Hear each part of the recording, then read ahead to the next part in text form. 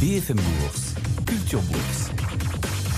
Et pour apprendre à penser en investisseur, c'est Julie Coenerton qui nous rejoint. Culture Bourse et ses experts, elle répond à vos questions. Bonjour Julie. Bonjour Guillaume, bonjour à tous. Et pour cela, une seule direction, vous le savez désormais, il suffit de nous écrire et l'adresse c'est bfmbourse@bfmbusiness.fr. Et puis il y a aussi ce QR code qui va apparaître sur vos écrans. Une question consacrée au nucléaire en bourse aujourd'hui. Et c'est Christophe qui nous a écrit. Il se demande si, compte tenu de la hausse de la consommation électrique chez les grands fournisseurs d'énergie européens, il ne serait pas opportun de se positionner sur le marché du nucléaire.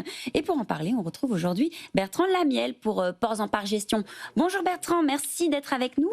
Bertrand, alors on ne sait pas de quoi 2026 sera fait, mais est-ce qu'elle peut, selon vous, être l'année du nucléaire en bourse ? Écoutez, oui, pourquoi pas. Enfin, en tous les cas, le premier sujet, c'est qu'on n'a pas de pure player d'électricité nucléaire depuis la sortie d'EDF de la cote. Donc voilà, on a des sociétés qui sont dans l'univers du nucléaire, mais pas forcément. Et pourquoi ça peut être une bonne année 2026 ? Mais en fait, on a des chiffres qui sont relativement concordants de différentes sociétés d'analyse qui nous confirment qu'à horizon 2030, on a un besoin d'électricité qui va être multiplié par 3.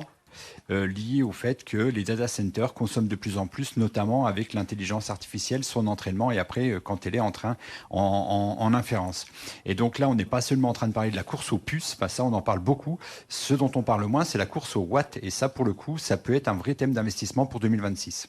Alors, vous parlez effectivement du besoin d'une consommation qui va être multipliée dans les années à venir. Est-ce que pour vous, c'est le bon moment du coup pour s'ouvrir au marché du nucléaire en bourse ? Et si oui, sur quel titre ? Alors, en nucléaire, en France, on aura un dossier qui s'appelle Assystem, donc qui est dans les petites capitalisations. Donc, attention à la liquidité, il y a assez peu de flottants. Donc, ça, c'est un acteur qui est là depuis plusieurs années auprès des producteurs d'énergie nucléaire.